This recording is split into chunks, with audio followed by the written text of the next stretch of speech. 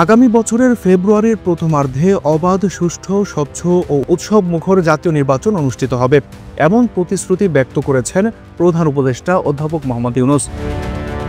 বুধবার ঢাকায় রাষ্ট্রীয় অতিথি ভবন যমুনায় ইউরোপীয় পার্লামেন্ট সদস্য মুনির সাতোয়ারের নেতৃত্বে একটি প্রতিনিধি দলের সঙ্গে বৈঠকে তিনি প্রতিশ্রুতি দেন।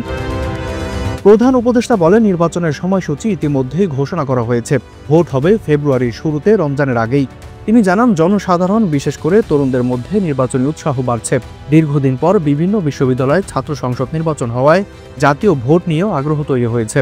তরুণ ভোটারদের অনেকেই এবার 15 বছর পর প্রথমবারের মতো ভোটাধিকার প্রয়োগ করবেন। অধ্যাপক ইউনূস জোর দিয়ে বলেন, জাতীয় নির্বাচন শান্তিপূর্ণ ও উৎসবমুখর পরিবেশে অনুষ্ঠিত হবে। যদিও কিছু শক্তি নির্বাচন বিলম্বিত করার চেষ্টা করছে, তবে অন্তর্বর্তীকালীন সরকার নির্ধারিত সময়ে ভোট আয়োজন করতে দৃঢ় প্রতিজ্ঞ। তিনি আশা প্রকাশ করেন, ফেব্রুয়ারির এই নির্বাচনে বাংলাদেশের জন্য এক নতুন সূচনা বয়ে আনবে, ইতিহাসে নতুন অধ্যায় রচনা করবে।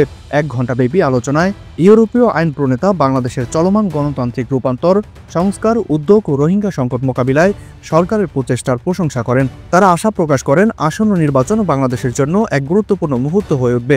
একজন ডাচ আইন প্রণেতা বলেন, বাংলাদেশ এখন অল্প কয়েকটি দেশের মধ্যে একটি, যেখানে ঘটনাগুলো সঠিক পথে এগোচ্ছে।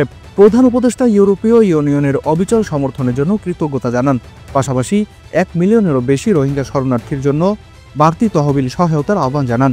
বিশেষ করে অর্থাভাবের কারণে বন্ধ হয়ে যাওয়া ক্যাম্পের স্কুলগুলো পুনরায় চালুর জন্য সহযোগিতা কামনা করেন তিনি।